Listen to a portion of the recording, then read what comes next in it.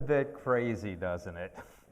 Um, but it's true. And so let's talk about some of these treaties that we haven't ratified. The most recent one that John Stewart was talking about was the Disability Treaty, which is a human rights treaty. What's the standards? It's a normative treaty on how we should be able to work with our disabled. The Women's Equality Treaty, where it's embarrassing. We're one of 7 countries in the world, including Iran, Sudan, Somalia, Palau, that has not ratified the Women's Equality Treaty. The Rights of the Child Treaty. We are the only country in the world with a functioning government that hasn't ratified the Rights of the Child Treaty. The Law of the Sea Treaty. On the Law of the Sea, we've worked on, by the way, Global Solutions and has worked on every single one of these conventions I talk about today.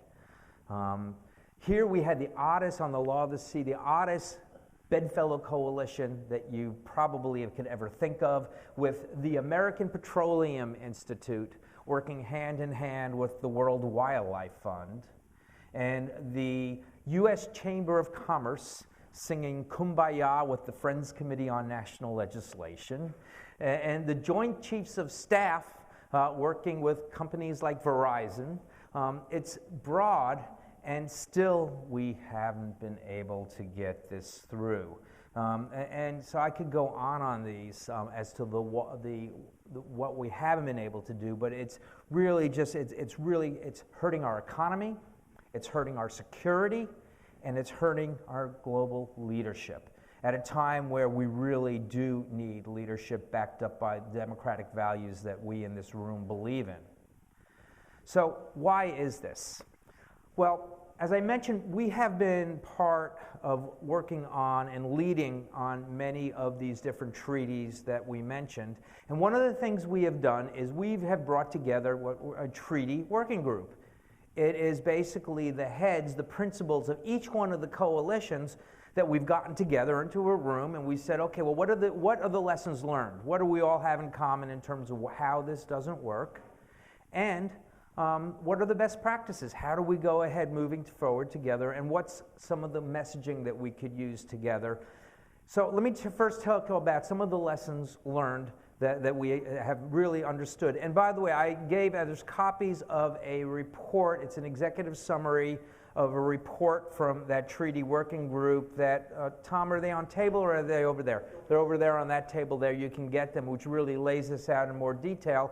But there's a few of them that I want to mention to you. The first one being, we have a very coordinated and well-funded opposition. It's a vertically integrated opposition. So what does that mean?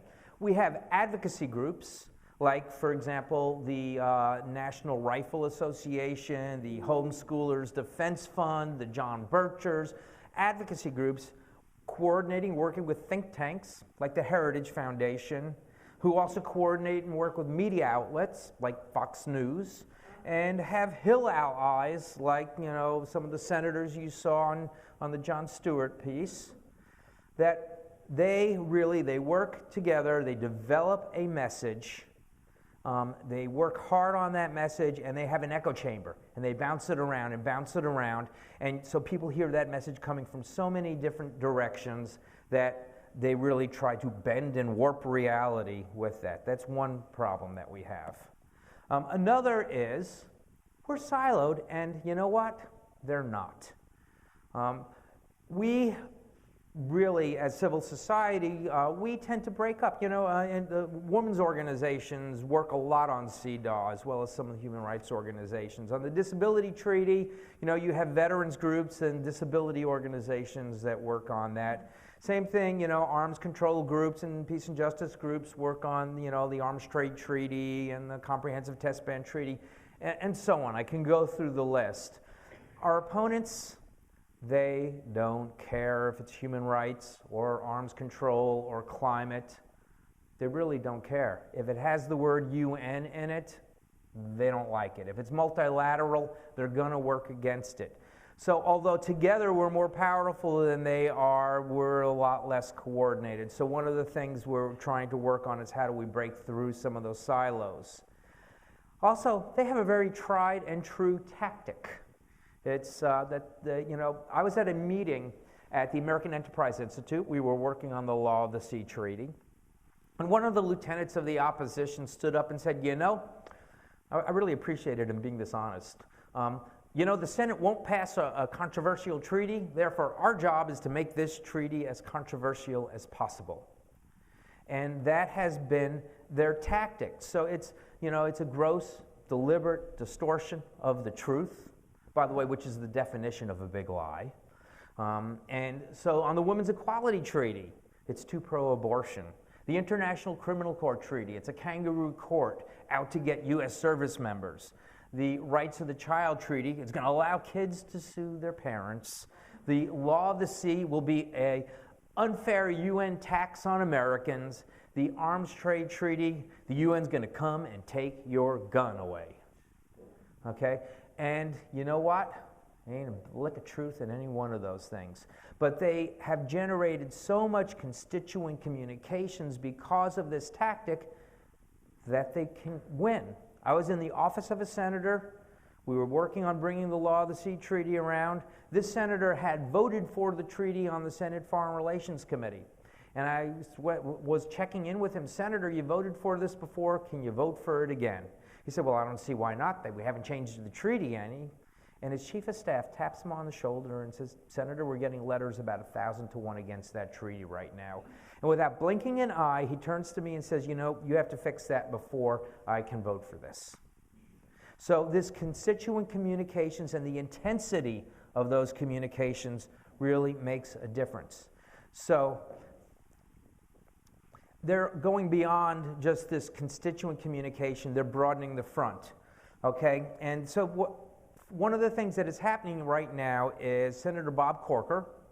He is the ranking member on the Senate Foreign Relations Committee. And on the disability treaty, he has basically said that there's these things called RUDs. They're reservations, understandings, and declarations. Simply put, they are the means by which a country can clarify how they interpret a treaty when they're ratifying it. Right? We have used these, since the time of Thomas Jefferson, and he has decided that these RUDs, quote, will not stand the test of time. He's basically trying to change the game in terms of treaties. And then going on from that, our good friend Senator Ted Kraus from Texas, in the Harvard Law Review, has a piece saying that the president, even with Senate acquiescence, has no constitutional authority to make a treaty with a foreign nation that gives any portion of the sovereignty reserved to the states. Now, excuse me, but I think that's why we had this Constitution that really identified what the powers of the federal government versus the states were, and it kind of said this is what the federal government does. But they're pushing this. In fact, there is a Supreme Court case right now that's dealing with this very, very issue. So the front is expanding in terms of how this war is being fought. And so all of these together is making it very, very difficult and problematic. But let me tell you the biggest problem that we have. No political plunder. Okay? It's really local politics that are driving these kind of statements that Kraus is making, that Corker is making. It's local politics, not global policy, that is really driving this. Now, that's a picture of one of my heroes, Senator Dick Lugar. He's a Republican from Indiana. He was chair of the Senate Foreign Relations Committee. He was an old Navy guy and one of the biggest supporters of the Law of the Sea Convention. You know, you've heard of Nunn-Lugar, which really does a lot on arms control and getting rid of nuclear weapons. He's been at the forefront. And what happened to him? Because of the position, he got Tea Partied in a primary. Okay, he got knocked off, so he could not run for re-election because of these. And all the other senators started looking at each other, particularly in the Republican Party, and say, oh, this is a problem. We don't want to support this. The fact is that opposing a treaty gives you more political reward right now than supporting a treaty. And so this is a problem as to why we can't get these through. And the bottom line is that partisanship, it used to be it ends at the water's edge. It's just not true anymore. And you know, you could take my word for it that this partisanship is there, but all of you received a copy of our congressional report card. We've been doing this every election year for a long, long time.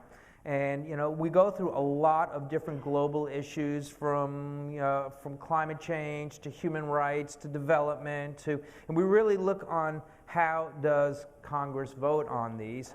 And by the way, if you go online to globalsolutions.org/report card, you can get a lot more details than the paper version that you have. But one of the things we did is we took a look at, well, how are the two different parties actually doing on this? And you know, we're nonpartisan. We do not support any political party. We support people who support our issues. Unfortunately, so what's happening in the House? As you can see, you have 23 A pluses, and by the way, you need extra credit to get an A plus, and 65 A's on the Democratic side. You get on the D minus 79 D minuses on the Republican side, and 49 in the F's. In the Senate, it gets even worse.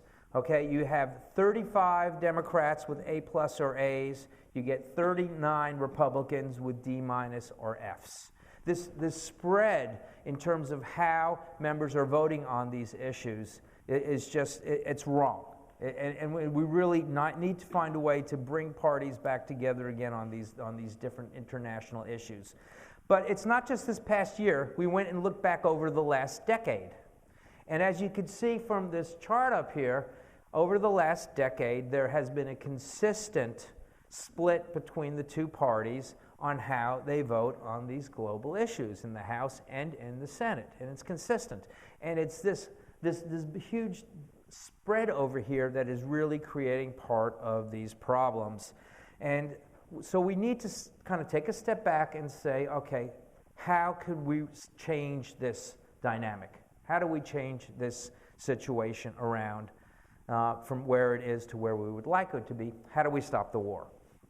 So I'll tell you some of the things that, once again, our working group has really been talking about. One is identify the opportunity cost. You know, we talk a lot about these treaties, about what is the good that they will do in the world. How will they help solve things? But they really do hurt our economy, our security, and our global leadership, and we don't talk about the downside of not ratifying. Well, we have a report that I'll get the final copy on it next week, that we worked with a group from the University of Minnesota at the Humphrey School to develop a report on what are the opportunity costs on not ratifying treaties. We're going to talk about that. We're going to refine some common messages. And one of the things that we need to get out consistently, if you're talking about any of these issues, from climate to environment to anything, that the war on international law is real. It's real. And it doesn't really matter which of these issues that you're talking about, but if you mention that one of the problems we have moving forward with it is that there's a war on international law in this country and we need to stop it, that if all of us are saying it, that will really be our echo chamber that will really start turning this around.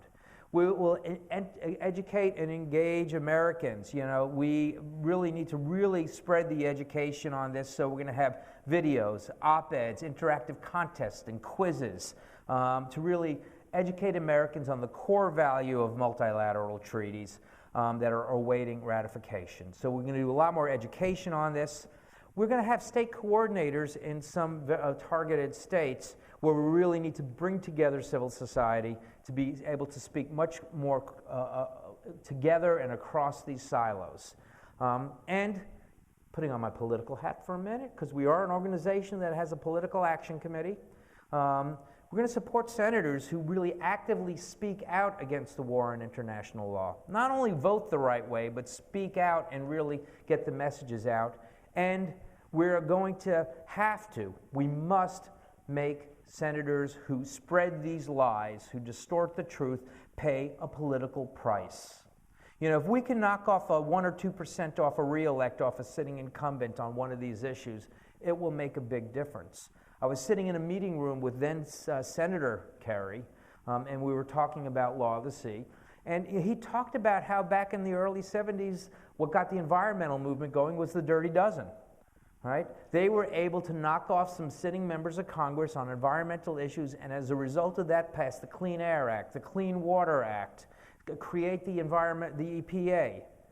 Okay? There has to be a political, not just an educational action if we're going to make a difference across these broad range of issues. So this matters. This really does matter. I know, particularly in our room here, there's those who are passionate about many things. But look, if you care about climate, if you care about ending human rights, if you care about setting up a world where there's a clear rule of law, where we have a democratic world federation, if you want to do any of these things, the first thing we need to do is to be able to stop this war on international law. Because the bottom line is, if we can't have the political will and clout within our community to take something as really benign as CEDAW, the Women's Equality Treaty, as the Disability Treaty, where these are normative treaties, they're recommendations on how a country should act. If we can't get over that hump, how do we get up these bigger hills?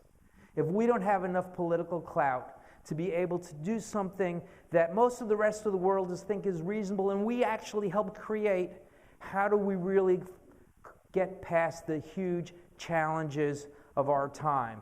I just can't talk about how important that is. We live at a time right now that is like no other time in the history of humanity.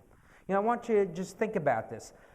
Back when the Constitution was created, there were 3.9 million Americans, people on this continent. That's not even, that's including Native Americans, 3.9 million.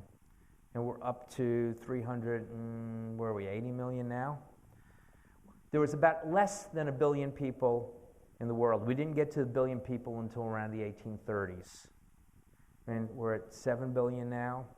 And with our technology, our transportation, our communication, our weapons technology, we are at a point unlike any time in the history of humanity, and if we cannot work together to be able to create political will for this country to take more leadership and to be more engaged in the international community, we have some pretty big problems ahead of us. So this, for us, is not the end of the game. It's the starting point. It's the prerequisite to be able to get some of these big issues done. It really will matter.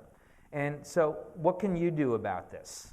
Okay, well, Tom has some petitions that you could sign and some other pieces, but here's what you could share with people you know, with your peers, people in your congregations, your family, your grandkids. And first off, go to globalsolutions.org/war-on-law, okay, where you have a possibility to get educated, to learn about some of those tools I mentioned, to take action, to sign on to communications that are going to your senators, to talk about we need them stopping this war on international law. We have one of these Kickstarter campaigns. It's with a group called Indiegogo. And what's a Kickstarter? It's crowdsourcing funding, because we can't do this work for free. And most of you in this room are very generous, and I really I applaud that, and I thank you for that. So I'm not asking you to open up your own wallets again. Well, of course I'm asking you to do that. But I am asking you to share this crowdsourcing campaign with others that you know as a way for them to begin to get involved and to start. So if you're on Facebook, if you're on Twitter, if you have an email list, carrier pigeons, I really don't care. Share out that this is a way that you could contribute to stopping this campaign.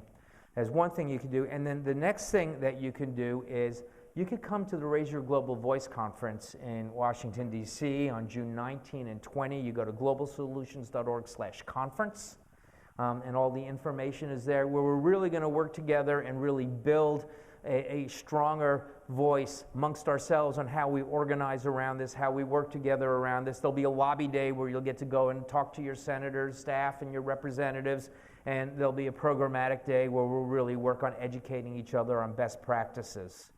So I want to stop over there and thank you for your attention on this, and hopefully we'll have time for some questions and answers. If you ever need to get hold of me, by the way, that's my email, dkraus@globalsolutions.org. You can always get me through the contact form on our website. On Twitter, the organization is at globalsolutions.org. I'm at Don_Kraus.